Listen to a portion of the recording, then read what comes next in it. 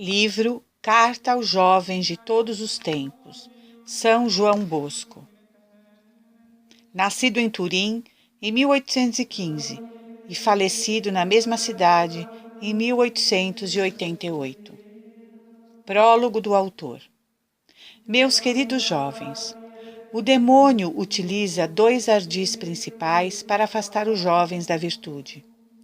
O primeiro consiste em convencê-los de que o serviço de Deus exige uma vida tristonha e isenta de toda a diversão e prazer. Não é assim, caros jovens. Quero ensinar-vos um modo de vida cristã que vos manterá alegres e contentes, fazendo-vos conhecer ao mesmo tempo quais são as verdadeiras diversões e os verdadeiros prazeres, para que possais exclamar com o santo profeta Davi: sirvamos ao Senhor com alegria. Salmo 99, 2. É bem esse o objetivo deste trabalho: ensinar-vos como servir ao Senhor sem nunca perder a alegria. O outro ardil de que o demônio se vale para vos enganar é fazer-vos conceber uma falsa esperança de vida longa, convencendo-vos de que tereis tempo de vos converter na velhice ou na hora da morte. Sabei, meus filhos, que assim se enganaram muitos jovens. Quem vos garante uma vida longa? Será por acaso possível fazer um pacto com a morte para que ela vos espere até uma idade avançada? Lembrai-vos de que a vida e a morte estão nas mãos do Senhor, que pode dispor delas como bem entender. Ainda que Deus vos quisesse conceder muitos anos de vida, ouvi, não obstante, a advertência que ele vos dirige. O homem segue na velhice o mesmo caminho que empreendeu na sua adolescência e não se afastará dele. Provérbios 22, 6. Isso significa se começamos cedo uma vida cristã, nós a continuaremos até a velhice e teremos uma morte santa, que será o princípio de nossa eternidade bem-aventurada. Mas se, pelo contrário, nos conduzimos mal na nossa juventude, é muito provável que continuemos assim até a hora da morte, momento terrível que decidirá nossa eterna condenação. Para prevenir uma desgraça tão irreparável, ofereço-vos um método de vida simples e fácil, mas suficiente para que possais ser o consolo dos vossos pais e a honra da pátria, bons cidadãos na terra e depois felizes possuidores do céu. Meus caros jovens, eu vos amo de todo o meu coração. Basta-me que sejais ainda jovens para que vos ame com ardor. Podereis achar escritores muito mais virtuosos e sábios do que eu, mas dificilmente encontrareis quem vos ame em Jesus Cristo mais do que eu e que mais deseje vossa felicidade. E vos amo particularmente porque em vossos corações conservais ainda o tesouro da virtude, com o qual tendes tudo, e cuja perda vos faria o mais infelizes e desgraçados habitantes do mundo. Que o Senhor esteja sempre convosco e vos dê a graça de pôr em prática estes meus conselhos, para poder salvar vossas almas e aumentar assim a glória de Deus, único fim que me propus ao escrever este livrinho. Que o Altíssimo vos conceda longos anos de vida feliz e que o santo temor de Deus seja sempre o grande tesouro que vos cumule de celestiais favores no tempo e na eternidade. Afetuosíssimo em Cristo Jesus, Padre João Bosco. Parte 1. Meios necessários para um jovem adquirir a virtude. Primeiro, conhecimento de Deus. Observai, meus queridos filhos, tudo quanto existe no céu e na terra, o sol, a lua, as estrelas, o ar, a água, o fogo. Tempo houve em que nenhuma dessas coisas existia. Foi Deus, com sua onipotência infinita, que as criou, todas do nada, e por esse motivo se chama Criador.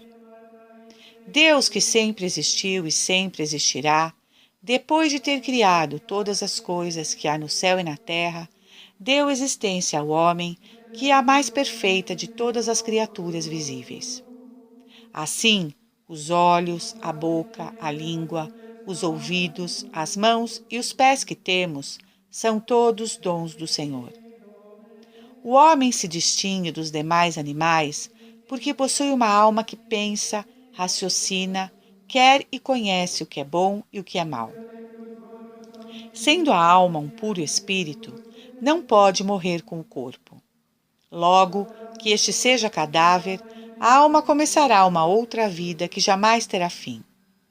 Se agiu bem neste mundo, será para sempre feliz com Deus no paraíso, onde gozará eternamente de todos os bens. Se agiu mal, será terrivelmente castigada no inferno, onde sofrerá para sempre o fogo e toda espécie de tormentos. Considerai, pois, meus filhos, que fomos todos criados para o paraíso, e Deus, nosso Pai amoroso, só condena ao inferno quem o merece por seus pecados. Oh, quanto nos ama o Senhor! Ele deseja que pratiquemos boas obras para nos tornar participante depois da morte daquela grande felicidade que a todos nos preparou para sempre no céu. Segundo, Deus ama de um modo especial os jovens. Já que fomos criados para o paraíso, queridos jovens, devemos orientar todas as nossas ações para este grande objetivo. A eterna recompensa ou o terrível castigo que nos esperam devem mover-nos a isso. Mas o que mais nos há de impulsionar a amar e a servir a Deus é o amor infinito que Ele nos tem. É verdade que Ele ama todos os homens, por serem eles obras de suas mãos. Entretanto, professa um afeto especial aos mais jovens, encontrando neles seu comprazimento. Achando as minhas delícias em estar com os filhos dos homens. Provérbios 8:31. Deus vos ama porque estáis em condições de fazer muitas obras boas em vossa vida, sendo próprias de vossa idade a simplicidade, a humildade e a inocência, e, em geral, porque não chegastes ainda a ser presa do inimigo infernal. Nosso divino Salvador, durante sua vida mortal, deu também mostras de especial benevolência para com os pequenos. Assegura que considera como feitos a Ele mesmo, todos os benefícios que se fazem a eles. Ameaça terrivelmente aos que com suas palavras ou ações os escandalizem. O que escandalizar um destes pequeninos que creem em mim, melhor lhes seria que lhe amarrassem ao pescoço uma roda de moinho e o lançassem ao fundo do mar. Mateus 18:6. Ele se comprazia em que as crianças o seguissem, e chamando-as para que se aproximassem dele, abraçava-as e lhes dava sua santa bênção. Deixai que os pequeninos venham a mim. Mateus 19:14, Marcos 10:14, Lucas 18:16. Dizia, demonstrando assim, ó jovens, que vós sois as delícias de seu coração. Já que o Senhor vos ama tanto, deveis ter o firme propósito de corresponder a este amor, fazendo tudo quanto agrada a Deus e procurando evitar tudo o que possa desagradá-lo. Terceiro, a salvação da alma depende habitualmente dos tempos em que se é jovem. 2 lugares estão preparados para nós na outra vida. Para os maus, o inferno, onde se sofre todo tipo de males, e para os bons, o paraíso, onde se gozam de todos os bens. Mas o Senhor nos adverte que, se começais a ser bons desde a juventude, depois o sereis durante toda a vida, e Deus premiará vossas boas obras com uma eternidade de glória. Pelo contrário, o que tem má vida na juventude continua geralmente assim até a morte, indo parar inevitavelmente no inferno. Por isso, quando homens de idade avançada são dados aos vícios da embriaguez, do jogo ou da blasfêmia, podeis crer, em geral, que adquiriram esses maus hábitos na juventude. O homem segue na velhice o mesmo caminho que empreendeu na sua adolescência e não se afastará dele. Provérbios 22, 6. Ah, meu filho, diz o Senhor, lembra-te do teu Criador nos dias da tua juventude. Eclesiastes 12, 1. Em outra passagem das Sagradas Escrituras, louva o homem que desde sua adolescência cumpriu os mandamentos. É bom para o homem ter levado o jugo desde sua mocidade. Lamentações 3, 27. Os santos reconheceram esta verdade e, de modo especial, Santa Rosa de Lima e São Luís de Gonzaga, que começaram a servir ao Senhor desde tenra idade e mais tarde, já adultos, não encontravam prazer senão nas coisas que concerniam ao serviço de Deus e chegaram assim a ser grandes santos. O mesmo se pode dizer do jovem Tobias, que foi desde a primeira juventude obediente e submisso à vontade de seus pais, e depois da morte destes, prosseguiu uma vida de virtude exemplar até o fim de seus dias. Dirão alguns: se começamos tão cedo a servir a Deus, nossa vida será bem triste. Respondo que isto não é verdade. Muito pelo contrário. Tal coisa acontece somente aos que servem ao demônio. Desses, ainda quando se esforçam por parecer alegres, sentem no coração o remorso por terem ofendido a Deus e uma voz que lhes diz: és desgraçado, porque és inimigo do teu Deus. Quem mais afável e jovial do que São Luís de Gonzaga? Quem mais risonho e alegre do que São Felipe Neri ou São Vicente de Paulo? Não obstante suas vidas, foram um exercício contínuo das mais sublimes virtudes. Coragem, pois, meus caros, começai logo a praticar a virtude, e eu vos asseguro que tereis sempre o coração alegre e contente, e conhecereis como é doce e suave servir o Senhor. Quarto, a primeira virtude de um jovem é a obediência aos pais e superiores. A planta nova, ainda quando colocada num jardim bem cultivado, tem necessidade de apoio para se desenvolver convenientemente. Assim também vós, meus caros jovens, certamente fraquejareis diante do mal, se não vos deixardes guiar pelos que estão encarregados da vossa educação e do bem de vossa alma. Deveis obedecer com exatidão a vossos pais e àqueles que fazem as vezes deles. Honra teu pai e tua mãe, e terás longa vida sobre a terra, diz o Senhor. Êxodo 20, 12. Mas honrá-los como? Obedecendo, respeitando e proporcionando a eles a assistência devida. Obedecer. Para cumprir inteiramente esta primeira obrigação, é preciso que, quando vos ordenarem alguma coisa, a façais prontamente, sem demonstrar descontentamento. Longe de vós ser como os que dão manifestações de descontentamento, fazendo sinais com a cabeça, ou, o que é ainda pior, respondendo com insolência. Esses injuriam seus pais e o próprio Deus, que se serve dos pais para manifestar-lhes sua vontade. Nosso Salvador, ainda que onipotente, quis ensinar-vos a obedecer, submetendo-se em tudo à Santíssima Virgem e a São José, e ao praticar o humilde ofício de carpinteiro. E era-lhes submisso. Lucas 2,51. Mais tarde, para obedecer ao Pai Celestial, ofereceu-se a morrer na cruz e a sofrer os mais cruéis tormentos. Fez-se obediente até a morte e morte de cruz. Filipenses 2:8. Deveis, da mesma forma, respeitar muito a vosso pai e vossa mãe, nada façais sem sua permissão, e não vos mostreis impacientes em sua presença, guardando-vos de pôr a nu os seus defeitos. Nada fazia São Luís de Gonzaga sem permissão. Quando não estavam em casa seus pais, solicitava até aos próprios domésticos. O jovem Luís Comolo viu-se um dia obrigado, sem culpa, a permanecer fora de sua casa mais tempo do que lhe tinha sido concedido. Ao voltar, pediu humildemente perdão aos pais derramando lágrimas por aquela desobediência involuntária.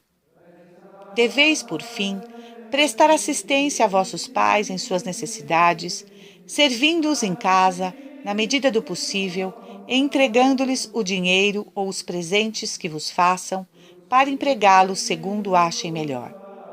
Deveis, ademais, rogar todos os dias por eles, para que Deus lhes conceda os bens espirituais e temporais de que necessitam. O que digo aqui de vossos pais deve aplicar-se também a todos os superiores, eclesiásticos ou leigos, e aos mestres, dos quais recebereis com humildade e respeito todas as instruções, conselhos e correções. Porque em tudo o que vos mandam, não procuram senão o vosso maior bem.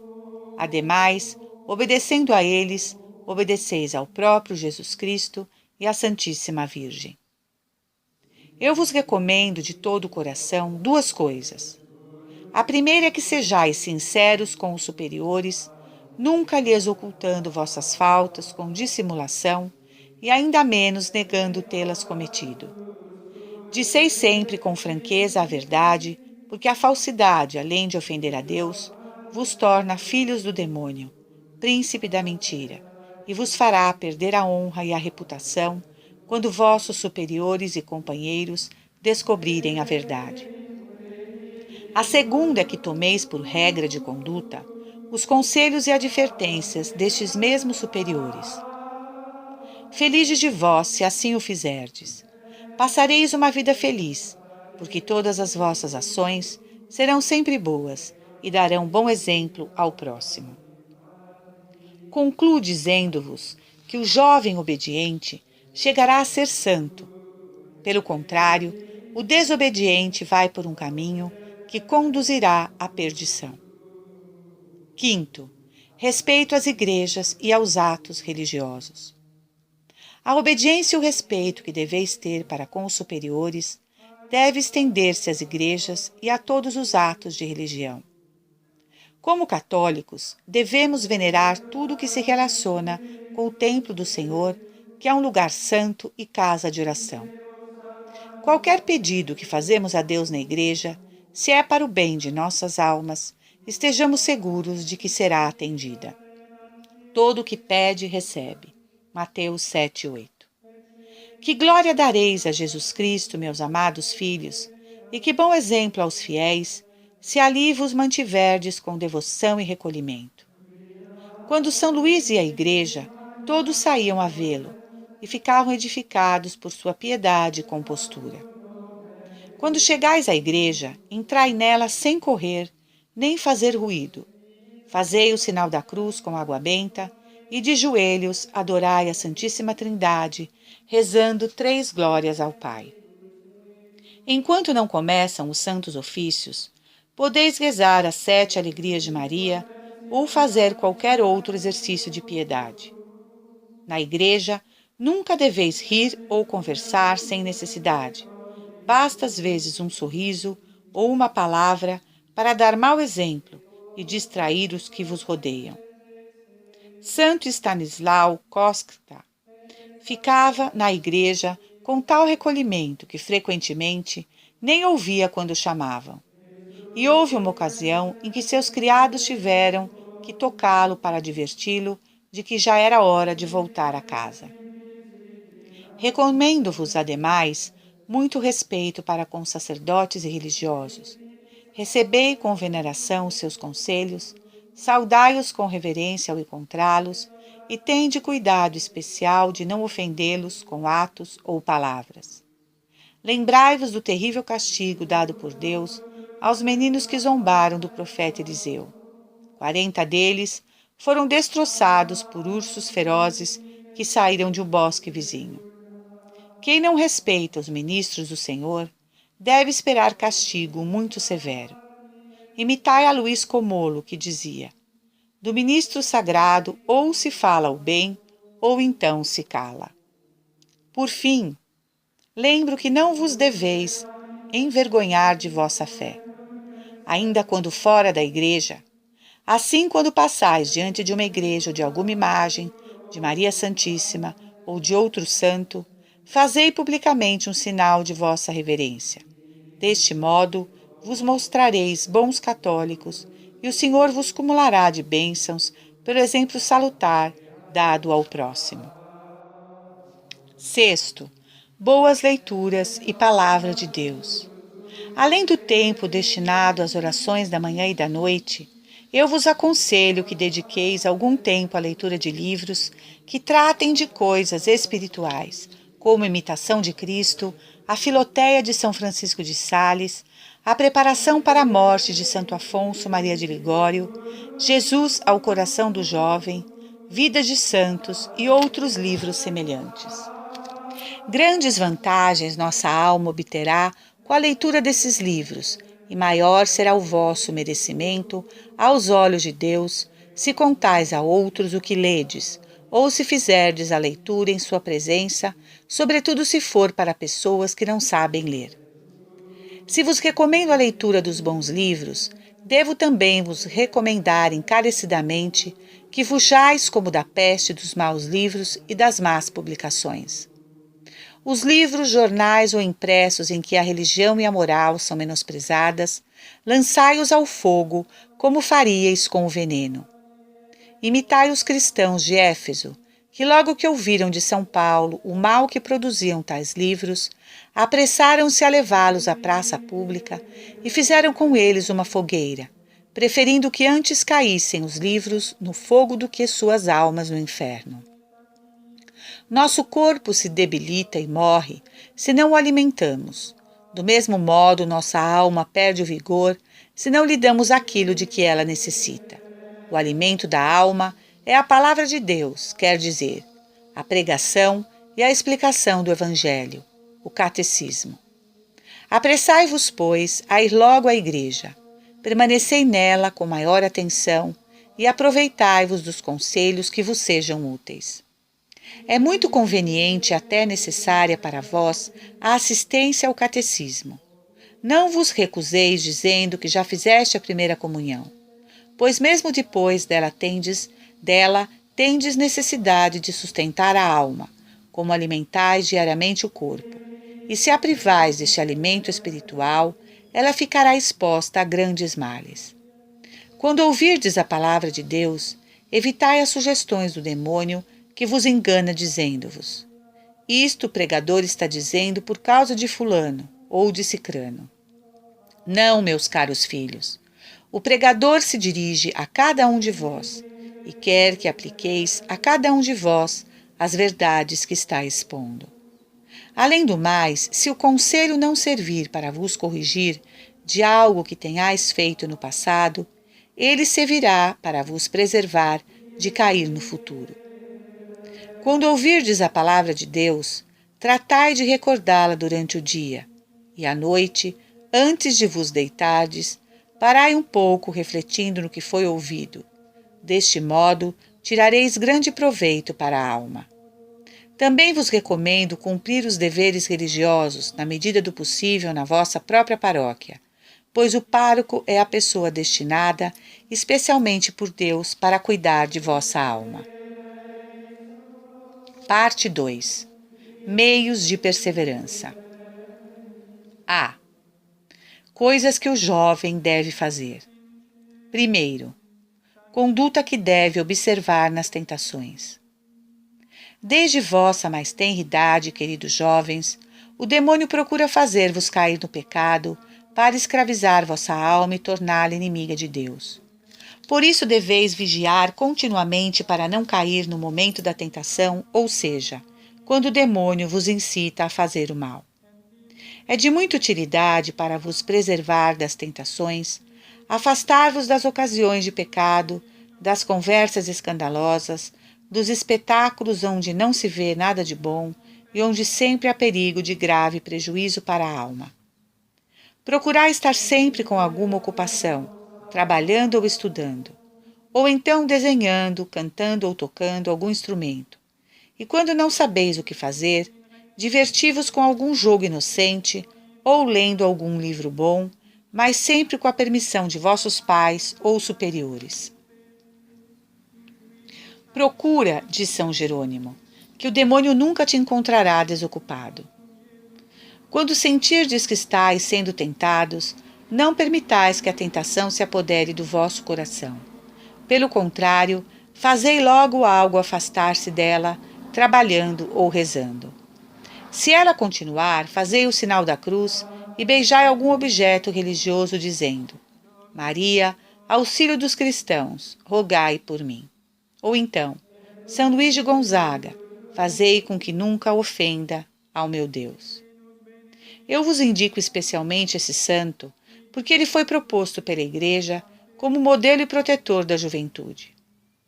Para vencer as tentações, ele fugia de todas as ocasiões de pecado.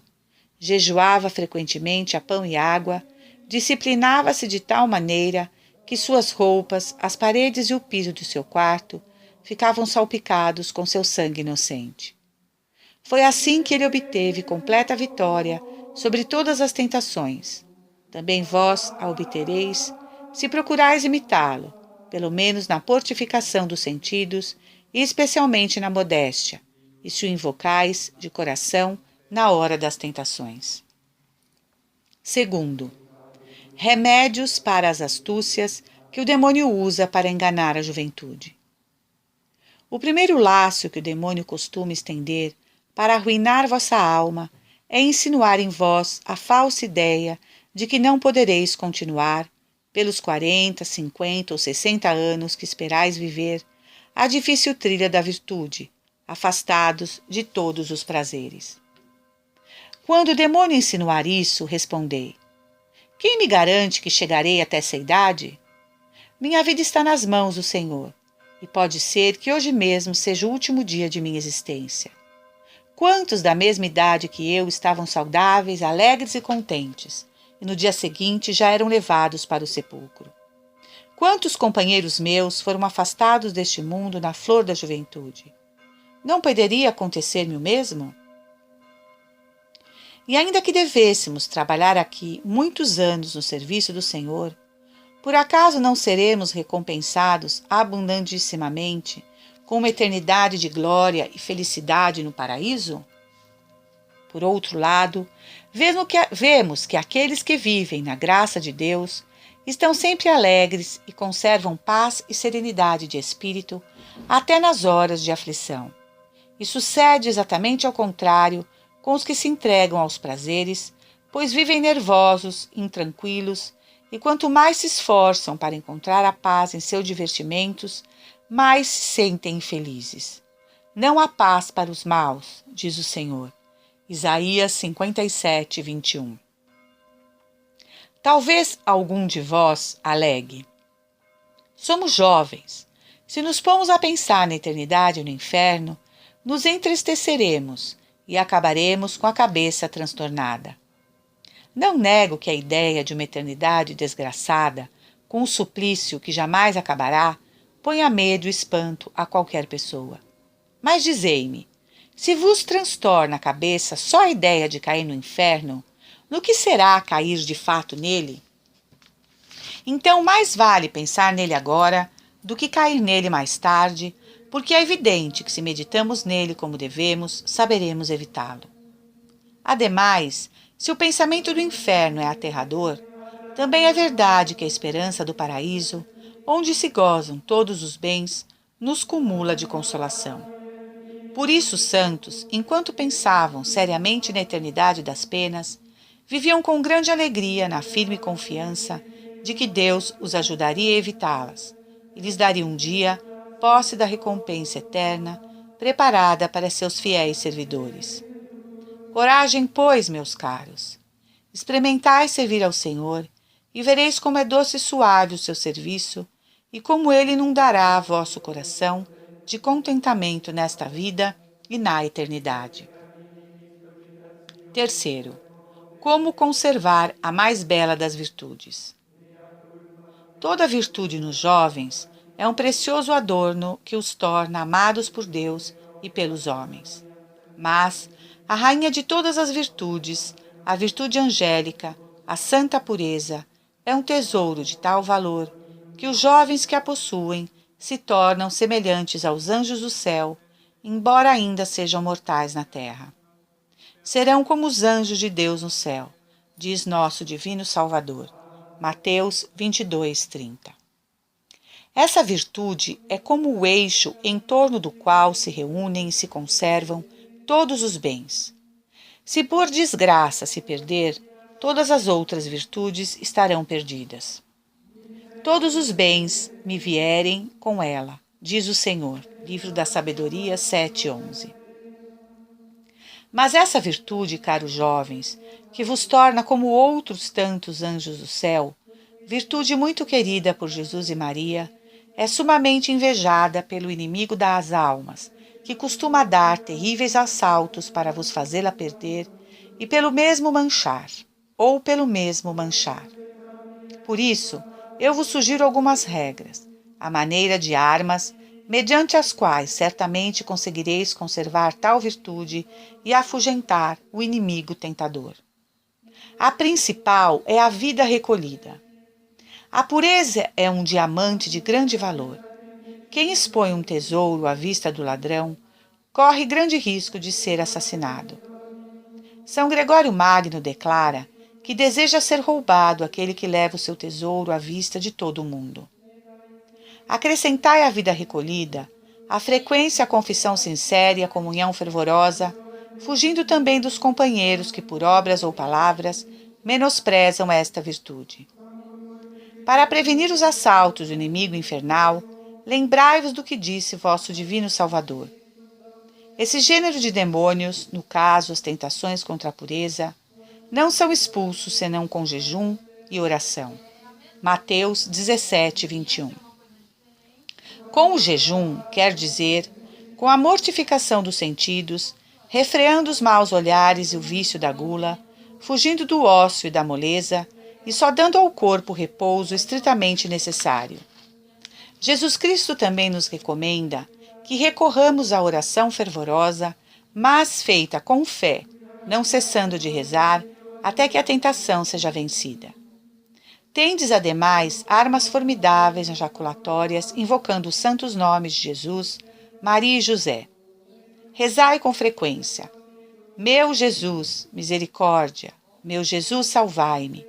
Ó Maria concebida sem pecado, rogai por mim que recorro a vós. Maria, auxílio dos cristãos, rogai por mim.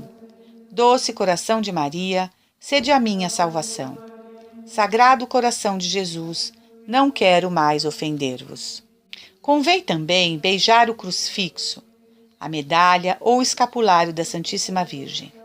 Se todas essas armas não forem suficientes para afastar a tentação maligna, recorrei à arma invencível da presença de Deus.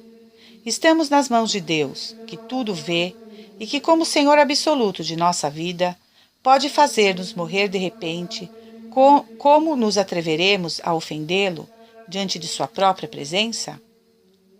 O patriarca José, cativo no Egito, foi provocado a cometer uma ação infame, mas imediatamente respondeu: Como posso cometer este pecado na presença do meu Deus?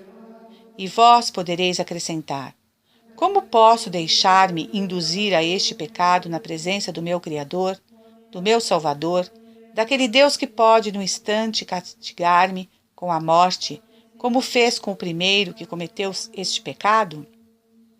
Parece-me impossível não vencer as tentações, recorrendo nas horas de perigo à presença de Deus. Quarto, devoção a Maria Santíssima.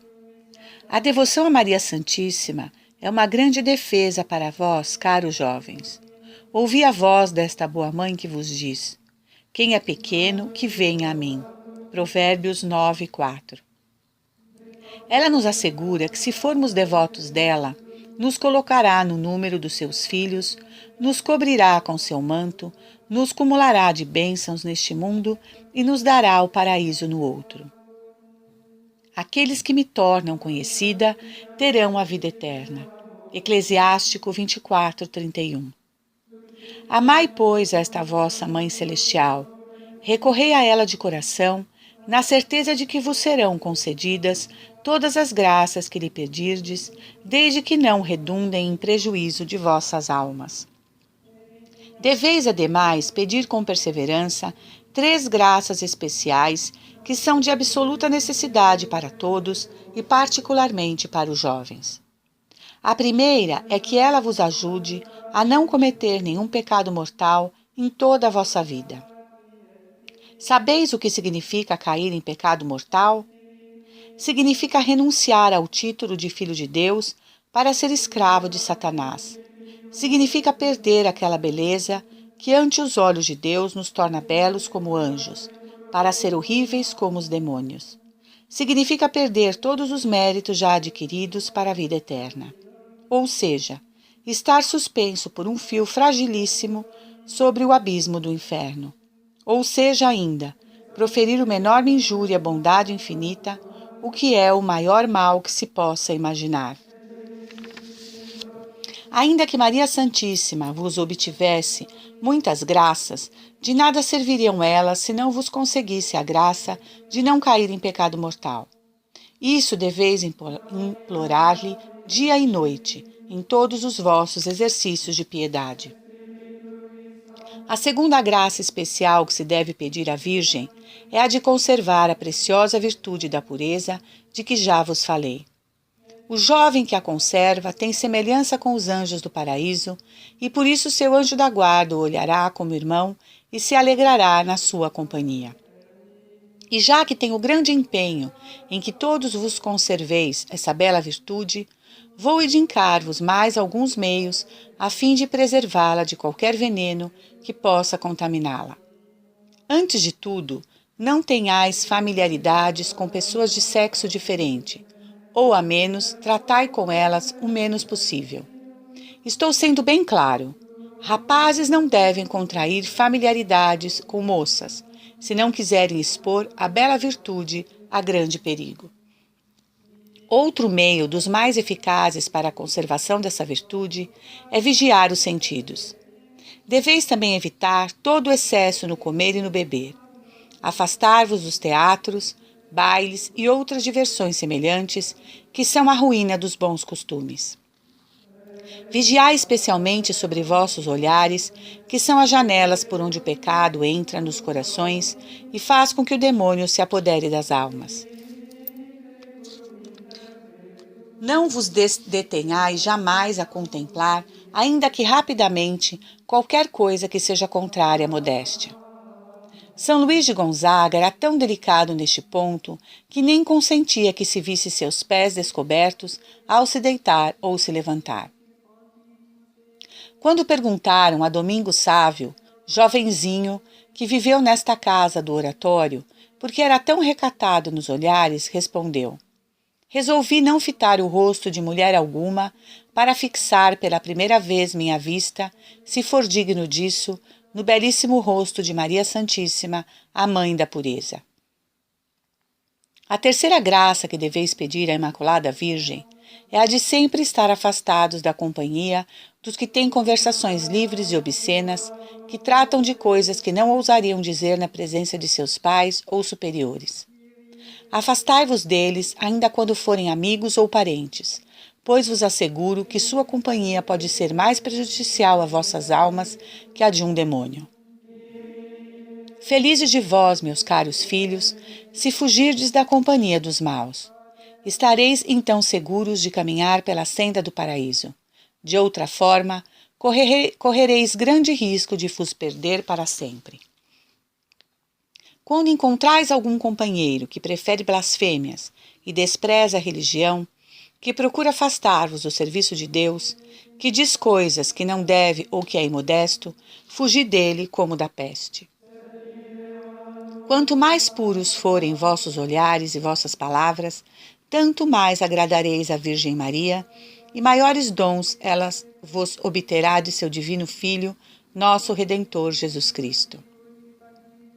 Essas são as 3 graças mais necessárias na vossa idade. Mas que obséquio oferecereis a Maria para obtê-las? Se possível, rezai o Santo Rosário, ou pelo menos não esqueçais nunca de rezar diariamente 3 Ave-Marias e 3 Glórias ao Pai com a jaculatória. Mãe querida, Virgem Maria, fazei com que eu salve minha alma. Com essas 3 graças, chegareis a ser homens respeitáveis na idade madura e a obter a glória eterna, que Maria concede certamente a seus devotos. Quinto, conselhos aos jovens que pertencem a alguma congregação. Se tendes a felicidade de pertencer a alguma congregação ou associação católica, procurai cumprir com fidelidade e exatidão seu regulamento. Tende profundo respeito pelos superiores, sem cuja permissão jamais deveis vos ausentar. Se chegais a uma igreja antes da hora das sagradas funções, ficai com compostura e silêncio, lendo ou ouvindo ler algum livro devoto. Se cantais salmos ou louvores ao Senhor, procurai fazê-lo com alegria de coração e recolhimento de espírito. Se vos confessais e recebeis a Santa Comunhão, fazei-o na capela da vossa congregação, porque isso contribuirá muito para dar bom exemplo e animará os outros a frequentar os santos sacramentos. A comunhão pascal, entretanto, é melhor fazê-la em vossa própria paróquia. Será conveniente, ademais, algumas outras vezes, receber o sacramento em vossa paróquia, se não for grande o incômodo, para dar bom exemplo aos demais e para vos manterdes unidos ao vosso pároco. Se na vossa congregação há jogos e divertimentos honestos, tomai parte neles, mas evitai disputas com os demais, brincadeiras pesadas, alcunhas, manifestações de descontentamento com as diversões que vos proporcionem. Se notardes algo que não seja conveniente, dizei-o discretamente ao superior, para que ele impeça o mal que daí possa resultar. Será muito louvável saber contar episódios e exemplos edificantes para os demais companheiros. Sede sempre sinceros em vossas palavras e nunca mentais, pois com a mentira, além de ofender a Deus, perderíeis a estima de vossos superiores e amigos. Eu vos recomendo também que tenhais confiança filial no diretor, consultando-o sobre vossas dúvidas de consciência. Guardai também grande respeito pelos demais superiores, especialmente se forem sacerdotes. Manifestai sinais de respeito quando passais por eles e respondei às perguntas com palavras sinceras e humildes. Os que receberem algum encargo, como cantor, assistente, etc., devem se empenhar em ser modelos em tudo que se relaciona com as práticas de piedade. Por fim, recomendo-vos a todos a maior exatidão na observância do regulamento, estimulando-vos empenhadamente em ser devotos, modestos e pontuais no cumprimento de vossos deveres religiosos. Sexto, o jovem na escolha do estado de vida. Deus, em seus eternos desígnios, destina a cada pessoa um estado de vida e lhe dá as graças necessárias para este estado. Em tão fundamental escolha, o católico deve procurar conhecer a vontade de Deus, imitando a Jesus Cristo, que declarava ter vindo à Terra para cumprir a vontade do Eterno Pai. É de suma importância, meus filhos, que procureis ver bem claramente, a fim de que não assumir obrigações que não sejam daquelas que o Senhor vos destina. Deus manifestou a algumas almas, de modo particular e extraordinário, o estado a que as chamava. Não pretendais tanto, mas consolai-vos com a certeza de que o Senhor vos há de orientar no reto caminho pelos meios comuns de sua divina providência, desde que, da vossa parte, não descuideis dos meios oportunos para uma prudente decisão. Um desses meios é passar na inocência a infância e a adolescência, ou, pelo menos, reparar com verdadeira penitência os anos vividos no pecado. Outro meio poderosíssimo é a oração humilde e perseverante. Convém, como São Paulo, perguntar ao Senhor o que Ele quer que façamos, ou dizer, como Samuel, falai, Senhor, que vosso servo escuta. Primeiro livro de Samuel 3:10. Ou como salmista, ensinai-me a fazer vossa vontade, porque sois vós o meu Deus. Salmo 24:5. Ou qualquer outra oração do gênero. Quando estiver chegando a hora da resolução, recorrei a Deus com mais fervorosas orações, Oferecei para essa intenção vossas orações durante a Santa Missa, assim como a comunhão e alguma novena ou tríduo. Praticai também algum sacrifício ou visitai algum santuário. Recorrei igualmente a Maria, que é a mãe do bom conselho, a São José, seu esposo, que sempre foi fidelíssimo às ordens divinas, ao anjo da guarda e a vossos santos protetores. Seria muito louvável, antes de tomar uma decisão tão importante, fazer exercícios espirituais ou um dia de retiro. Deveis ter o propósito de seguir a vontade de Deus, aconteça o que acontecer, ainda que os mundanos desaprovem tal determinação. Se vossos pais ou outras pessoas de autoridade quiserem desviar-vos do caminho para o qual Deus vos chama, recordai-vos que antes se deve obedecer a Deus que aos homens. Não esqueçais nunca que deveis respeito e amor aos vossos superiores, e por isso vos recomendo que em vossas palavras e ações sempre vos porteis com eles com humildade e mansidão, mas sem prejudicar por causa deles os supremos interesses da vossa alma. Pedi conselho acerca do modo como proceder e, sobretudo, confiai naquele que tudo pode. Consultai pessoas piedosas e sábias, especialmente vosso confessor, declarando-lhe com simplicidade a situação e as disposições em que vos encontrais. Quando São Francisco de Sales manifestou aos pais que Deus o chamava para o sacerdócio, lhe responderam que, sendo ele o primogênito da família, devia ser seu apoio e sustentáculo, que sua inclinação para o estado eclesiástico era somente efeito de uma devoção desequilibrada, e que ele poderia santificar-se facilmente, ainda que vivesse no século. Para mais obrigá-lo a seguir suas intenções, propuseram-lhe um casamento nobre e muito vantajoso, mas nada pôde dissuadi-lo do seu santo propósito. Constante e firme, antepôs a vontade de Deus à de seus pais, embora os amasse e respeitasse muito, e preferiu renunciar a toda vantagem temporal antes que deixar de corresponder à graça da vocação. Os pais, ainda que tivessem objetivos menos corretos, eram pessoas piedosas e acabaram por se alegrar com a resolução do filho. B. Coisas que o jovem deve evitar. Primeiro, evitar o ócio.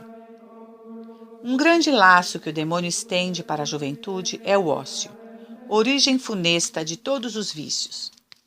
Convencei-vos, pois, caríssimos, de que o homem nasceu para o trabalho, e quando foge dele, está fora de lugar e corre grande risco de ofender a Deus. O ócio é, segundo o Espírito Santo, o pai de todos os vícios, e o trabalho os combate e vence a todos. O maior tormento dos condenados no inferno é pensar que perderam o céu por terem passado no ócio a maior parte do tempo que Deus lhes tinha dado para se salvarem. Pelo contrário, os bem-aventurados no paraíso têm o maior consolo em se lembrarem de que um pouco de tempo empregado no serviço de Deus lhes valeu a eterna felicidade. Não pretendo, é claro, que vos ocupeis desde a manhã até a noite, sem descanso algum. Só quero o vosso bem, e de bom grado aceito diversões razoáveis em que não haja ofensa a Deus. Mas sempre recomendo preferir as distrações que possam ser de utilidade, como, por exemplo, o estudo da história ou da geografia, as artes, os trabalhos manuais e etc. Com isso podeis vos distrair e, ao mesmo tempo, adquirir conhecimentos úteis e contentar vossos superiores. Podeis também divertir-vos com jogos e entretenimentos lícitos, úteis para recrear o espírito e o corpo. Mas não tomeis parte neles sem antes ter pedido a devida licença.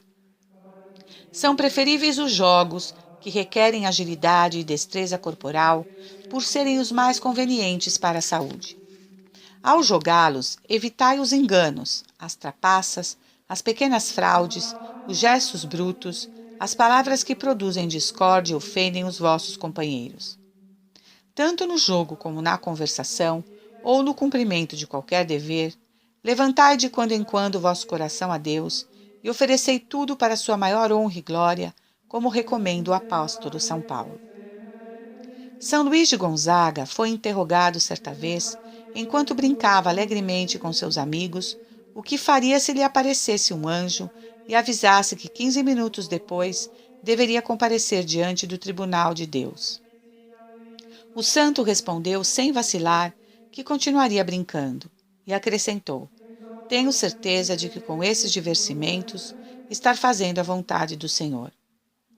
O que vos recomendo instantemente em vossos passatempos e recreios é fugir dos maus companheiros, como da peste. Segundo, evitar as más companhias. Há 3 tipos de companheiros. Uns são bons, outros são maus e outros, por fim, não são nenhuma coisa nem outra. Deveis procurar a amizade dos bons, a qual só vos trará vantagens, e evitai absolutamente os maus. Quanto aos últimos, tratai-os quando for necessário, mas evitando toda a familiaridade. Como reconhecer os maus amigos? Prestai atenção, meus filhos, e logo sabereis quais são eles. Todos os que não se envergonham de manter na vossa presença conversações obscenas e de pronunciar palavras de duplo sentido ou escandalosas, os que mentem ou fazem murmurações, os que proferem juramentos, imprecações e blasfêmias, os que procuram vos afastar da piedade, os que vos aconselham o roubo, a desobediência a vossos pais e o esquecimento de vossos deveres. Todos esses são péssimos amigos, servidores de Satanás, e deles deveis fugir mais do que da peste ou do próprio demônio. Ah, meus caros, com lágrimas nos olhos vos suplico que detesteis e eviteis semelhantes companhias. Ouvi a voz do Senhor que diz: aquele que anda com os sábios será sábio, e o amigo dos insensatos tornar-se-á semelhante a ele. Provérbio 13, 20. Fugi de um mau companheiro, como da vista de uma serpente venenosa. Eclesiástico 21, 2.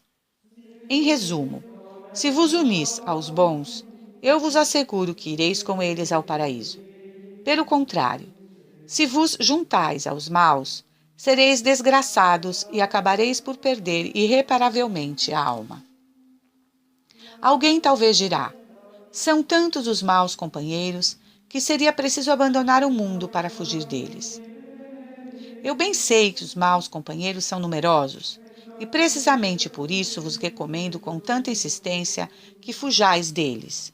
E se por esse motivo ficais isolados, felizes de vós, pois tereis como companheiros o nosso Senhor Jesus Cristo, a Santíssima Virgem e ao anjo da guarda. Haveria melhores amigos do que estes? Depois, não obstante, ter bons amigos, e os encontrareis entre aqueles que frequentam a confissão, a comunhão, que comparecem à igreja, que com suas palavras e exemplos vos animam ao cumprimento de vossos deveres e vos afastam de tudo que pode ofender a Deus. Estreitai relações com eles e obtereis grande proveito. Davi e Jonatas chegaram a ser bons amigos, com vantagens recíprocas, porque se animavam mutuamente na prática da virtude. Terceiro, evitar as más conversações. Quantos jovens se encontram no inferno por terem caído em más conversações? São Paulo pregava já essa verdade quando dizia que as coisas impuras não deviam nem sequer nomear-se entre os cristãos, pois são a ruína dos bons costumes. As más palavras corrompem os bons costumes. Comparai vossas conversas a uma comida deliciosa. Por mais bem preparada que ela seja, se cai nela uma gota de veneno, basta isso para matar os que a comem. O mesmo acontece com as conversações obscenas. Uma palavra, um gesto, uma brincadeira bastam, por vezes, para ensinar o mal a um jovenzinho e até por vezes a muitos que, tendo vivido até então como inocentes cordeiros, perdem a graça de Deus e se convertem em desgraçados escravos de Satanás. Alguém poderá dizer: já sabemos as funestas consequências das conversas impuras, mas que fazer? Estamos numa escola, numa loja, num negócio, num emprego, onde temos que trabalhar, e ali ouvimos tais conversas. Sei muito bem, meus caros jovens, como são esses lugares. Por isso quero vos dar uma norma de conduta para que possais sair da dificuldade sem ofender o Senhor. Se os que têm más conversas são vossos inferiores, repreendei-os severamente. Se não podeis fazê-lo por causa de sua posição, procurai afastar-vos deles. E se isso não for possível, evitai completamente de tomar parte na conversa deles, nem falando, nem sorrindo. E dirigindo-vos a nosso Senhor, dizei-lhe internamente: Meu Jesus, misericórdia. Se apesar de todas essas precauções, ainda vos sentis em perigo de ofender a Deus, eu vos darei o conselho de Santo Agostinho que diz: foge se queres cantar vitória. É melhor fugir, abandonar o posto, a escola, o emprego e o trabalho, até mesmo sofrer todos os males do mundo, antes que permanecer entre pessoas que põem em perigo a salvação da tua alma. Porque, como diz o Evangelho, mais vale ser pobre e desprezado, mais vale que nos cortem os pés e as mãos, que nos arranquem os olhos e chegar assim ao céu, do que possuir tudo o que desejamos no mundo e nos perdermos eternamente. Provavelmente falarão e se rirão de vós, mas não importa, pois um dia chegará em que as brincadeiras e as risadas dos ímpios serão trocadas por lágrimas no inferno, e os desprezos que sofreram os bons se transmutarão em eternas alegrias no paraíso. A vossa tristeza há de converter-se em alegria. João 16:20. Convencei-vos, ademais, de que vossa retidão obrigará os próprios que vos desprezam a reconhecer vossa sensatez, e por fim ficarão em silêncio.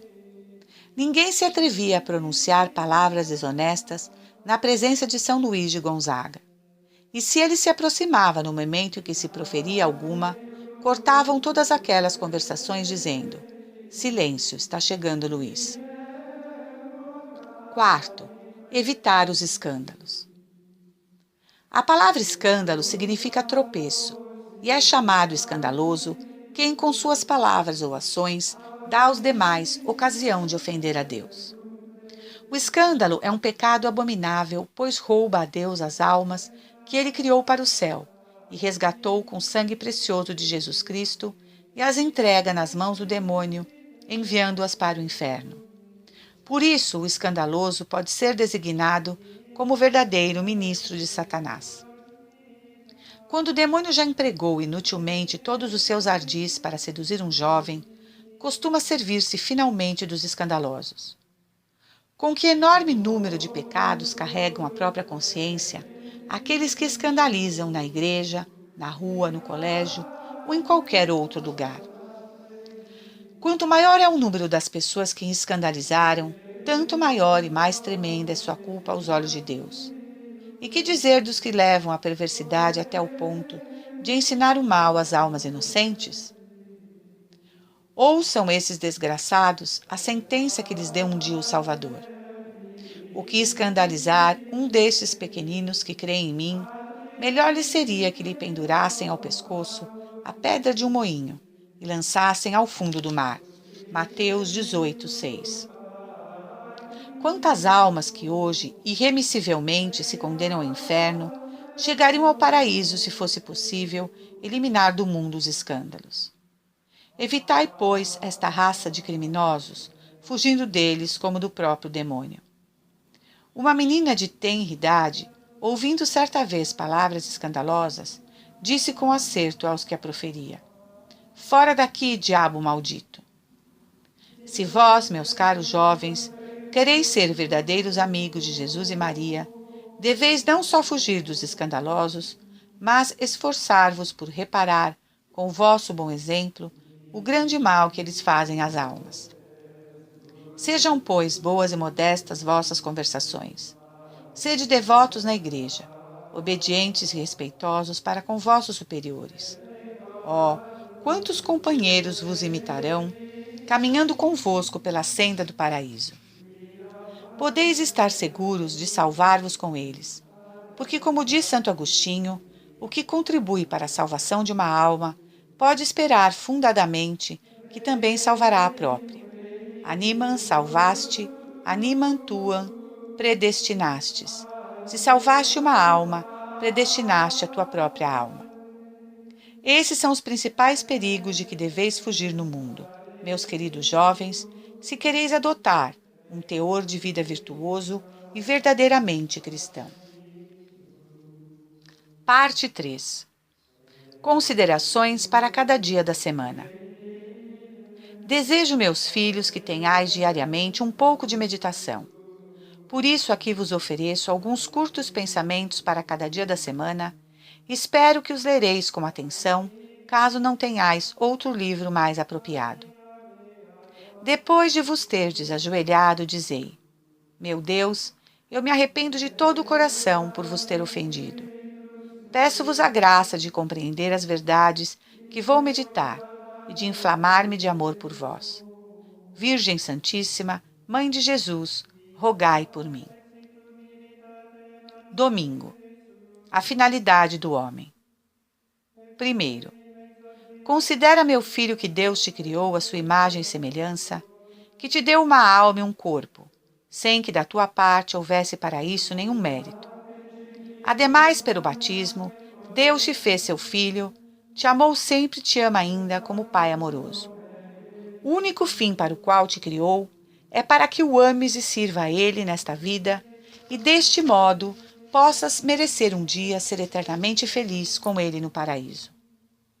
Não penses que vives neste mundo para divertir-te, enriquecer-te, comer, beber e dormir como os animais irracionais, pois o fim para o qual foste criado é infinitamente mais nobre e mais sublime, ou seja, para amar e servir a Deus nesta vida e salvar assim tua alma. Se procederes deste modo, que consolo sentirás na hora da morte. Mas se, pelo contrário, não pensares seriamente em servir a Deus, que remorsos não sentirás naquele instante, em que reconhecerás claramente que as riquezas e os prazeres que tanto procuraste na terra só serviram para encher de amarguras teu coração, fazendo-te ver o dano que causaram à tua alma. Por isso, meu filho, não queiras ser daqueles que só pensam em satisfazer o corpo com atos, palavras e divertimentos censuráveis, e no fim da vida se encontrarão em grande perigo de perdição eterna. O secretário de um rei da Inglaterra morreu exclamando: Infeliz de mim! Gastei tanto papel para escrever as cartas de meu senhor e não empreguei sequer uma folha de papel para anotar meus pecados e fazer uma boa confissão. Segundo, verás melhor a importância do teu fim se considerares que tua salvação eterna ou tua eterna condenação dependem de ti. Se salvas tua alma, muito bem, serás feliz para sempre. Mas se a perdes, perde tudo: alma, corpo, céu, Deus que é teu fim. E para toda eternidade serás desgraçado. Não imiteis a loucura dos desgraçados que dizem: Vou cometer agora este pecado, mas depois me confessarei. Não te enganes a ti mesmo com tais palavras, porque o Senhor amaldiçoa o homem que peca na esperança de obter perdão. Lembra-te de que os condenados que estão no inferno tinham a intenção de mais tarde se converter e, apesar disso, se perderam por toda a eternidade. Estás seguro de que Deus te concederá tempo para te confessares? Quem te garante que não morrerás logo depois de pecar e que tua alma não será precipitada imediatamente no inferno? Não achas que seria loucura se te ferisses gravemente, na esperança de encontrar depois um médico que te curasse? Renuncia, pois, ao pensamento enganador de que só mais tarde te consagrares ao serviço de Deus. Hoje mesmo, deteste e abandona o pecado, que é o maior de todos os males e que, desviando-te do teu fim último, te priva de todos os bens. Terceiro, quero também que conheças um terrível laço de que se serve o demônio para prender e levar à perdição um grande número de cristãos. É deixar que se instruam na religião, mas que depois não a pratiquem. Sabem perfeitamente que Deus os criou para amá-lo e servi-lo, e, no entanto, empregam todo o tempo em lavrar a própria ruína eterna. De fato, quantas pessoas vemos no mundo que pensam em tudo, menos na salvação? Se diz a um jovem que frequente os sacramentos, que faça um pouco de oração e etc., logo responde: tenho outras coisas que fazer. Tenho que trabalhar, que me divertir. Ó, infeliz! E não tens uma alma para salvar? Quanto a ti, jovem católico que lês estas considerações, não te deixes enganar pelo demônio. Promete a Deus que de agora em diante todas as tuas palavras, pensamentos e ações se orientarão para a salvação da tua alma.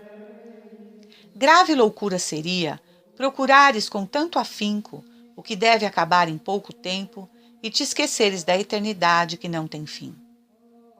São Luís de Gonzaga poderia ter gozado de todos os prazeres, honras e riquezas deste mundo, mas renunciou a todos eles, dizendo: de que me servem essas coisas para a vida eterna? Conclui tu também com este pensamento: tenho uma alma, se a perco, perco tudo. Ainda que ganhasse o mundo inteiro à custa de minha alma, de que me aproveitaria? De que serve ao homem ganhar o mundo inteiro, se vier perder sua alma? Se chego a ser um grande homem, um ricaço, se consigo atingir a celebridade como sábio que domina todas as ciências e todas as artes do mundo, mas depois perco minha alma, de que me adiantarão todas essas coisas? A própria sabedoria de Salomão não me valeria de nada se me condenasse. Diz, pois, assim: Deus me criou para salvar minha alma e quero salvá-la a todo custo. Amar a Deus e salvar minha alma serão a partir de agora o único objetivo de todos os meus cuidados. Trata-se de ser eternamente feliz ou eternamente desgraçado. Devo estar resolvido a perder tudo para me salvar. Meu Deus, perdoai os meus pecados e não permitais que jamais tenha a desgraça de vos ofender novamente.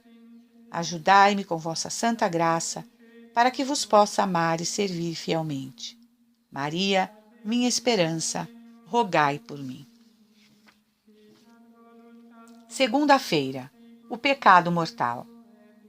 Primeiro, se soubesses, meu filho, que fazes, contendo um pecado mortal. Voltas as costas para Deus que te criou e cumulou de benefícios. Desprezas sua graça e sua amizade e dizes com seus atos: afastai-vos de mim, Senhor, já não vos quero obedecer nem servir, nem vos reconhecer por meu Deus. Não vos servirei. Quero que meu Deus seja este prazer, esta vingança, essa cólera, esta má conversação, esta blasfêmia.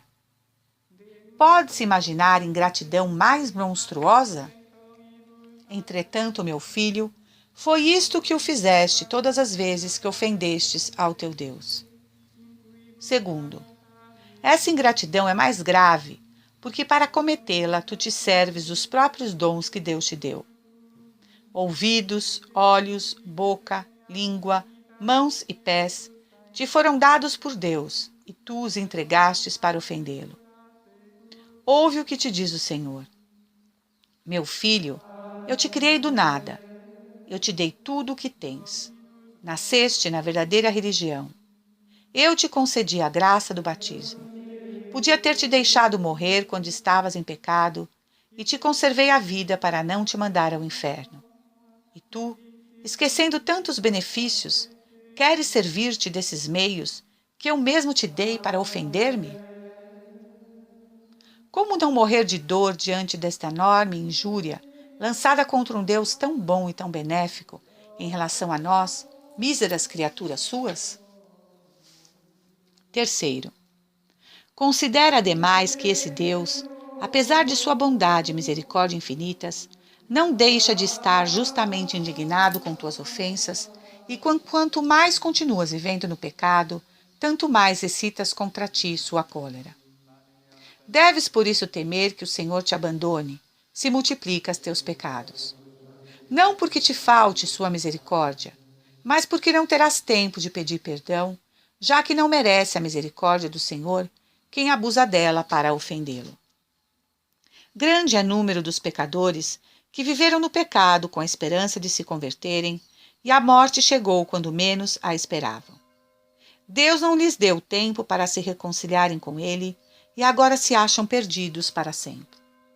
Não tremes em pensar que pode acontecer-te o mesmo? Depois de tantas culpas que Deus te perdoou, não poderá Ele te castigar ao primeiro pecado mortal que cometas e precipitar-te logo no inferno? Dá-lhe graças por te ter esperado até agora e toma uma firme resolução, dizendo: Ó meu Deus, quanto vos ofendi até o presente. Basta! Quero empregar toda a vida que me resta em vos amar, em chorar meus pecados, arrependendo-me deles de todo o coração. Meu Jesus, quero amar-vos. Dai-me forças. Virgem Santíssima, Mãe de Deus, ajudai-me. Assim seja. Terça-feira. A morte. Primeiro, a morte consiste na separação da alma e do corpo, ficando absolutamente abandonadas todas as coisas deste mundo. Considera, meu filho, que tua alma deve necessariamente separar-se do corpo, mas não sabes quando, nem onde, nem como te surpreenderá esta separação. Não sabes se ela te apanhará na cama, no trabalho, na rua ou noutro lugar. A ruptura de uma veia, uma infecção pulmonar, uma febre, um ferimento, um tombo, um terremoto ou um raio são suficientes para te tirar a vida.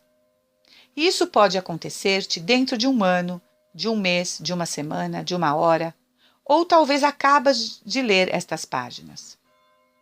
Quantos estavam bem à noite quando se deitaram e foram encontrados mortos no dia seguinte?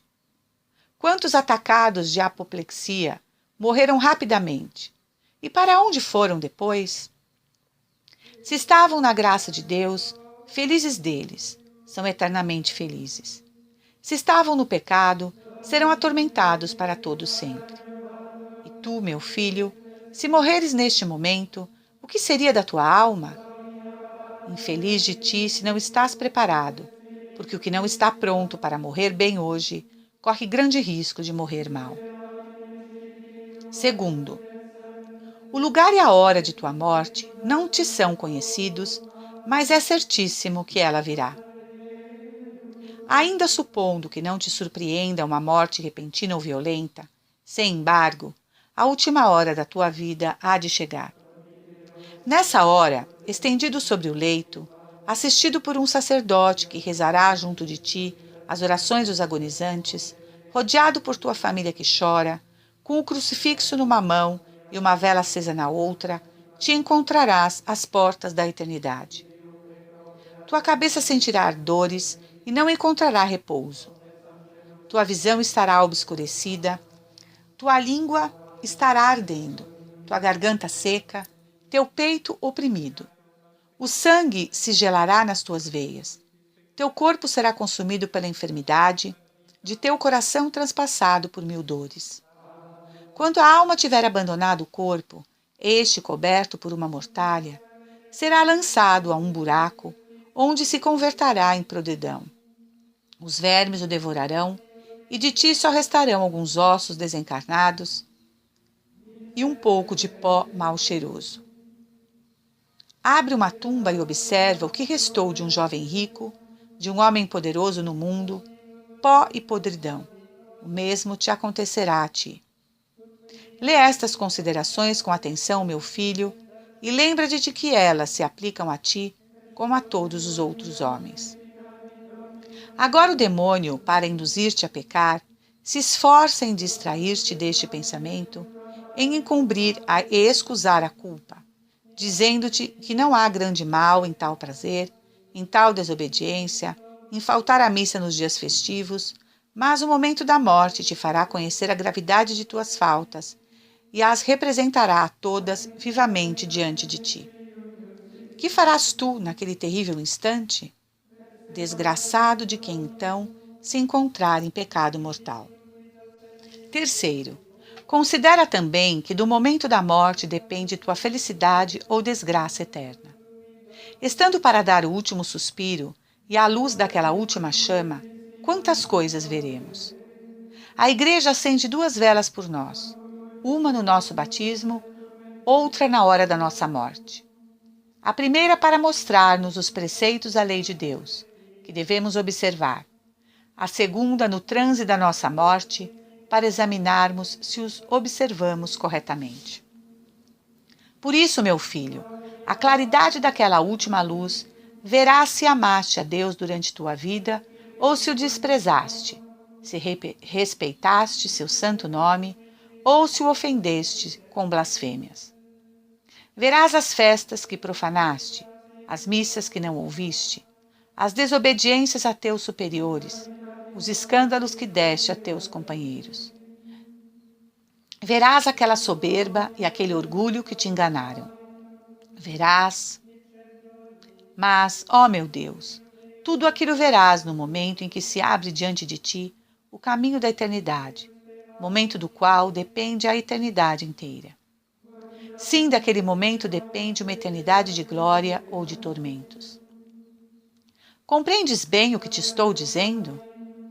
Daquele momento depende para ti o paraíso ou o inferno, o ser para sempre feliz ou desgraçado, para sempre filho de Deus ou escravo do demônio, para sempre gozar com os anjos e santos no céu, ou gemer e arder para todo sempre com os condenados no inferno. Teme muito por tua alma e reflete que de ti uma vida santa e boa dependem a boa morte e a eterna glória.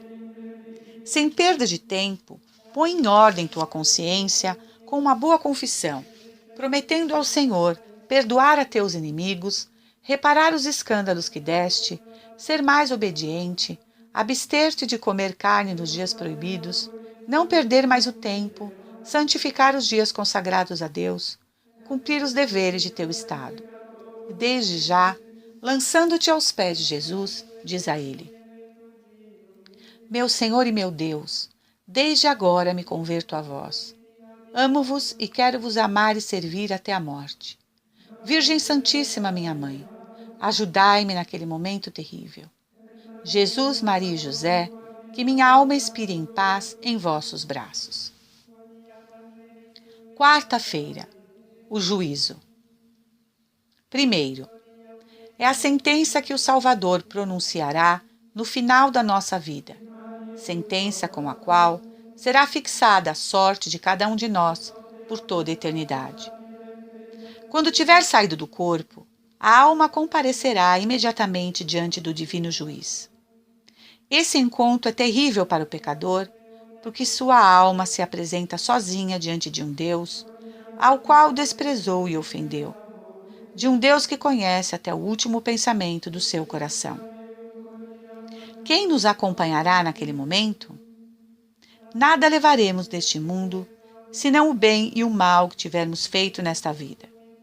Cada qual prestará conta de seus atos, sejam bons, sejam maus. Não haverá desculpas nem pretextos. Santo Agostinho, falando daquele terrível instante, se exprime assim: Ó mortal, quando compareceres diante do Criador para seres julgado, tu te encontrarás diante de um juiz cheio de indignação, os teus pecados te acusarão, os demônios estarão prontos a executar a sentença. Dentro de ti mesmo terás a consciência que te agita e te atormenta, e a teus pés o inferno estará aberto para engolir-te. Em tal aflição, para onde irás?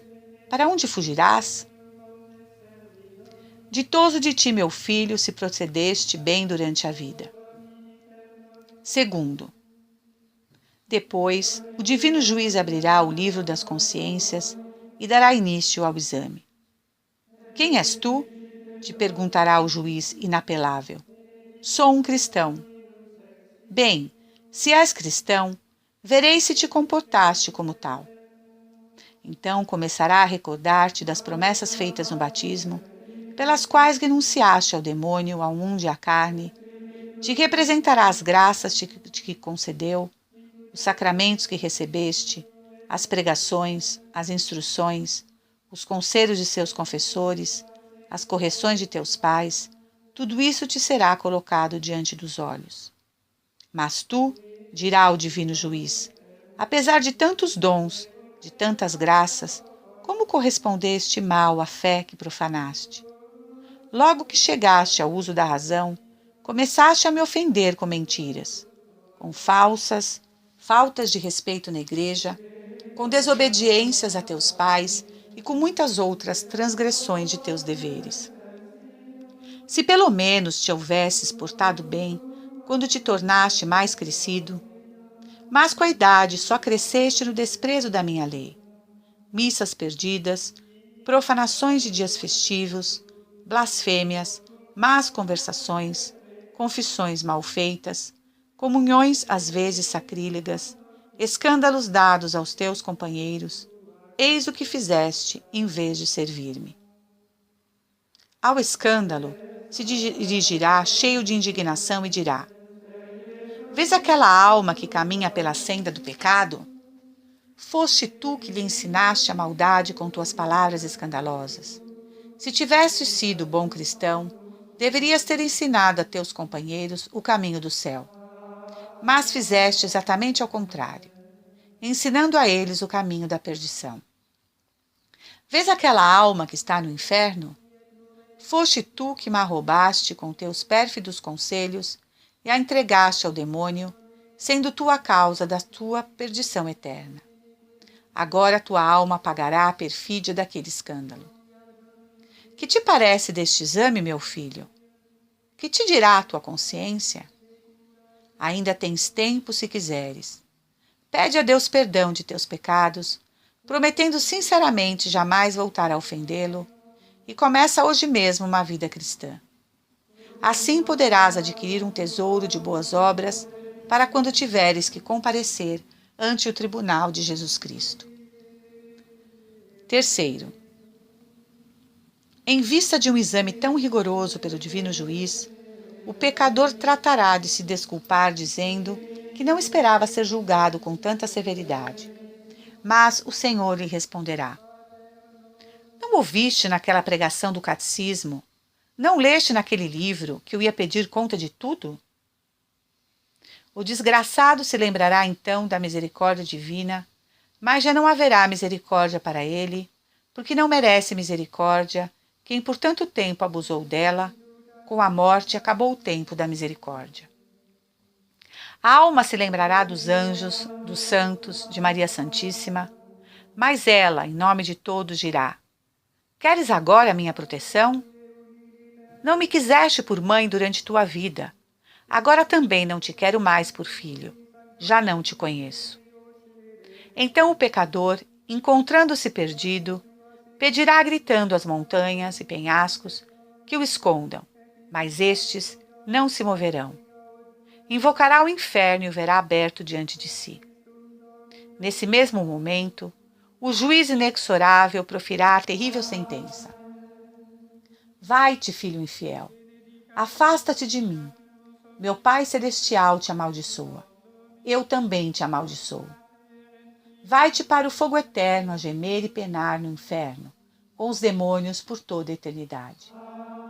Aquela alma desgraçada, antes de afastar-se para sempre de Deus, voltará uma última vez o olhar para o céu, no cúmulo do desespero exclamará: adeus, companheiros. Adeus, amigos que habitais no reino da glória.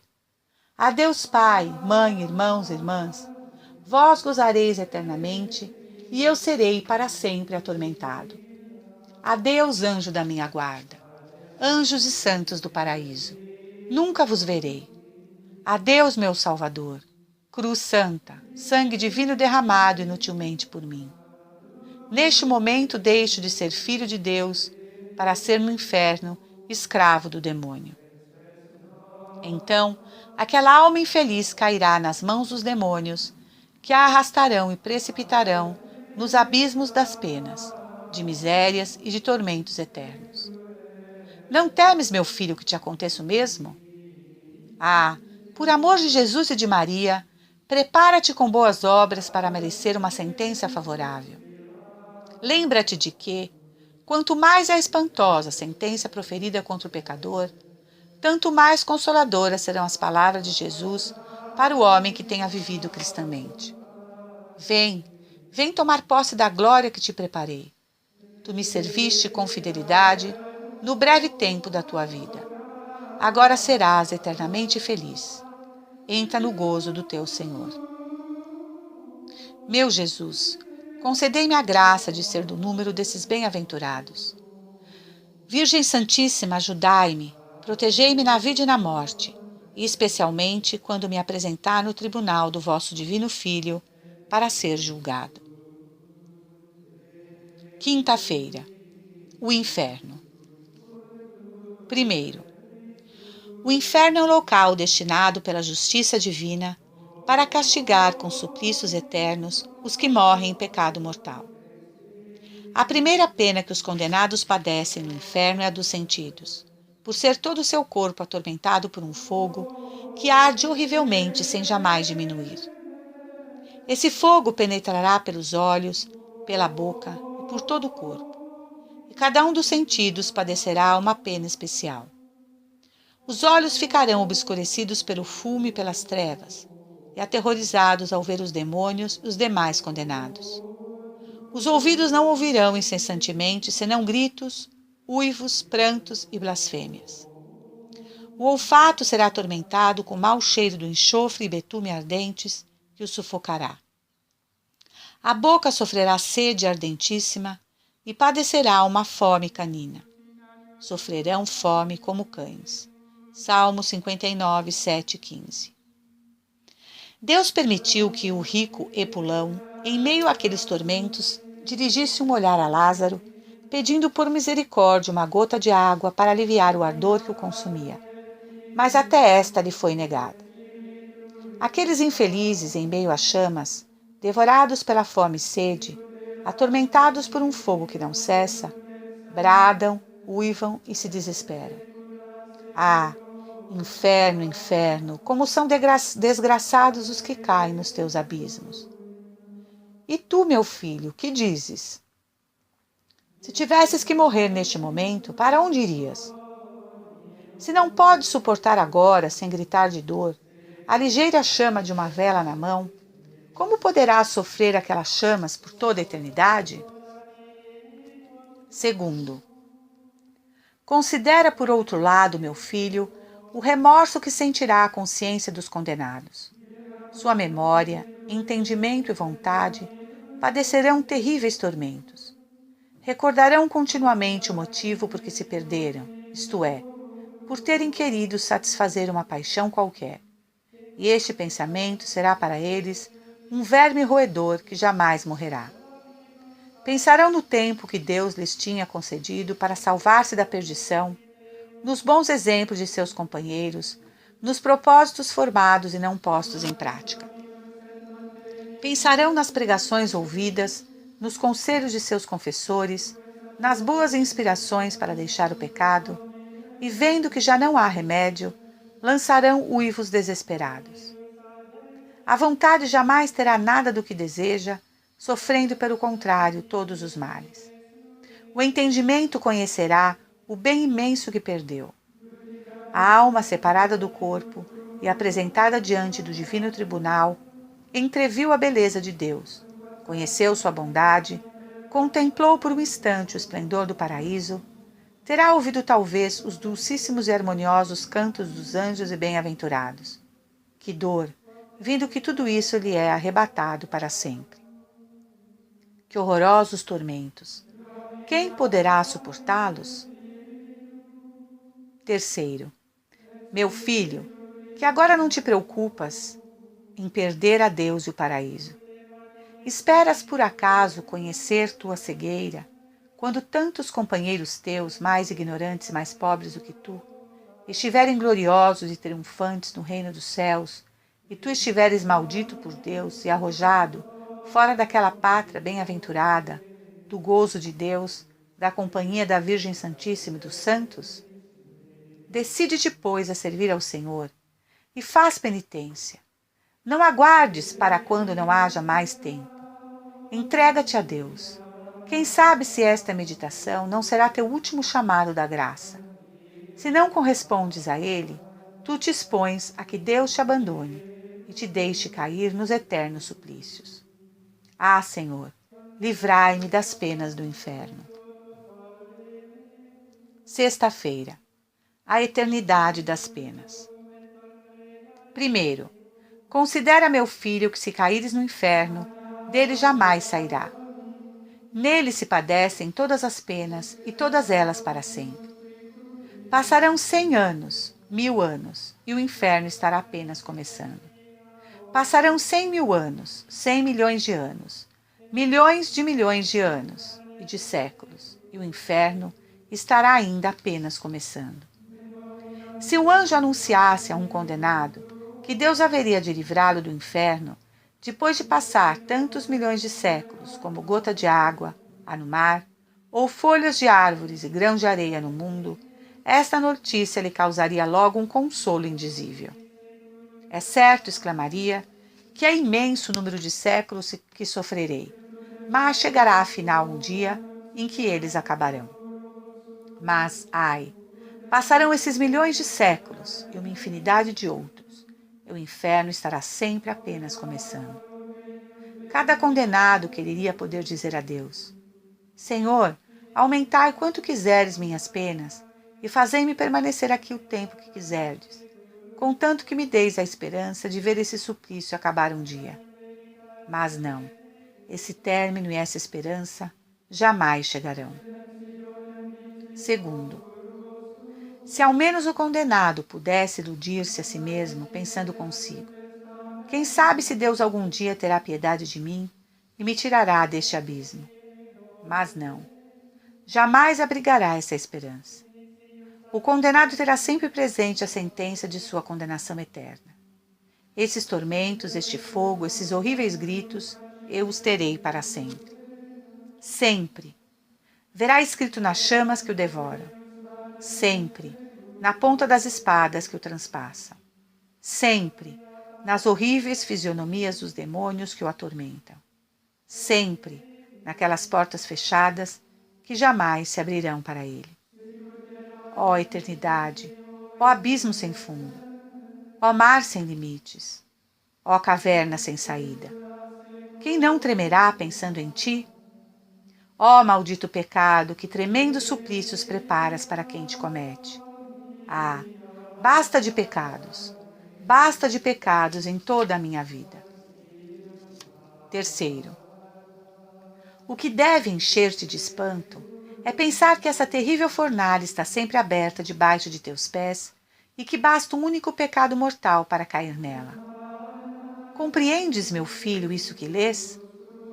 Um pecado que cometes com tanta facilidade merece uma pena eterna.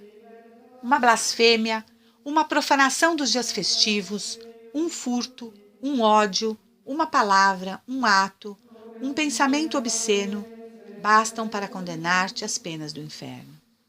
Ah, meu filho, ouve atentamente o meu conselho.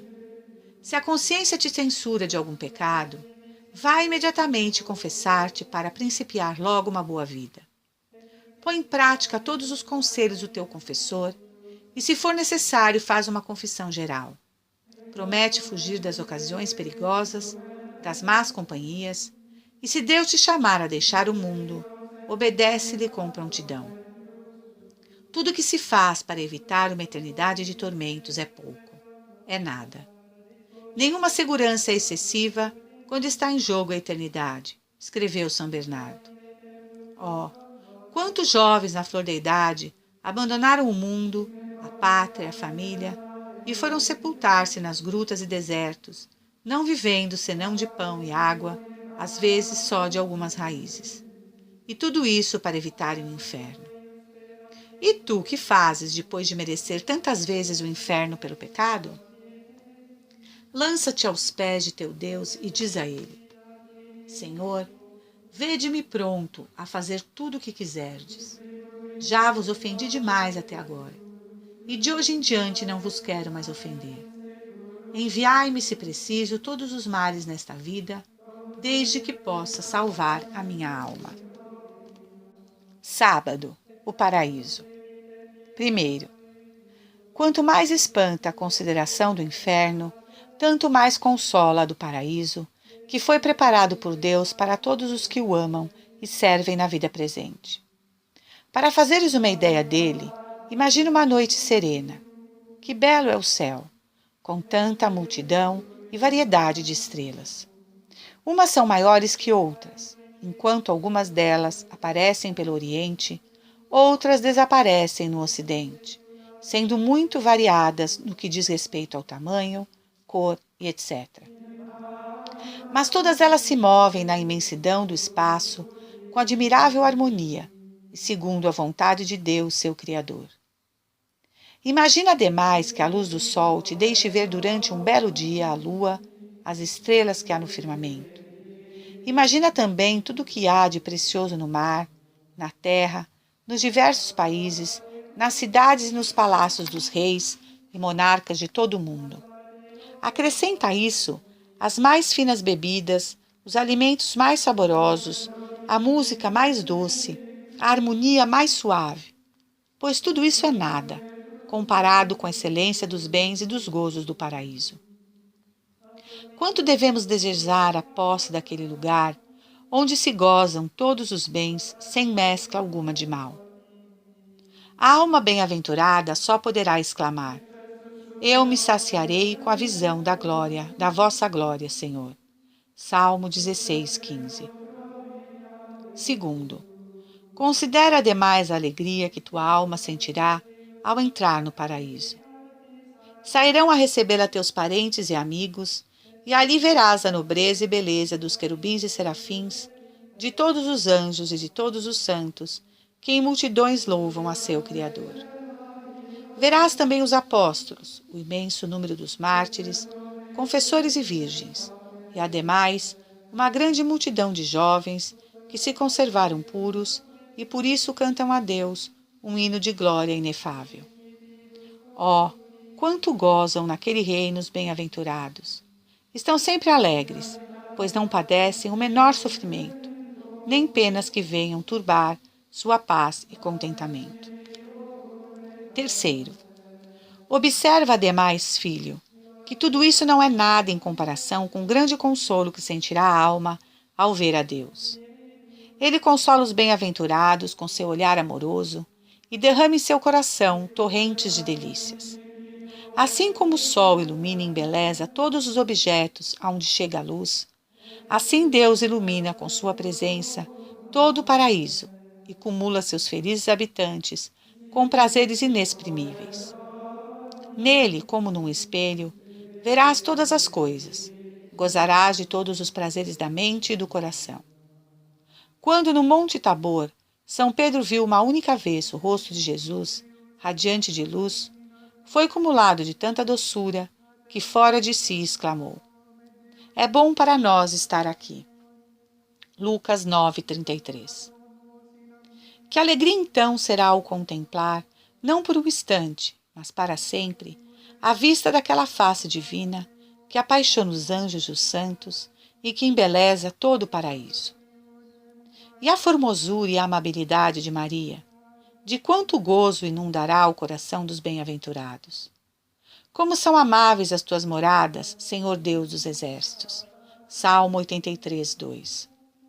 Por isso, todos os coros dos anjos e todos os bem-aventurados cantarão a sua glória, dizendo: Santo, Santo, Santo, é o Senhor Deus do universo. A Ele toda a honra e toda a glória, por todos os séculos dos séculos. Coragem, pois, meu filho. Algo terás que sofrer nesse mundo, mas não importa. O prêmio que te espera no paraíso compensará infinitamente todos os males que tenhas padecido na vida presente. Que consolo será o teu quando te encontrares no céu em companhia dos parentes e amigos, dos santos e dos bem-aventurados, e puderes exclamar: Estou salvo e estarei para sempre com o Senhor. Então bendirás o momento em que deixaste o pecado, em que fizeste uma boa confissão e começaste a frequentar os sacramentos. Bendirás o dia em que, deixando as más companhias, te entregaste à virtude.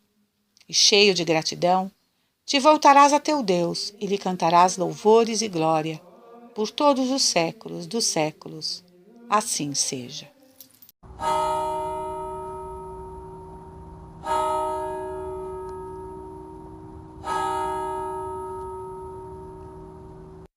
Angelus Domini, nunciavit Mariae,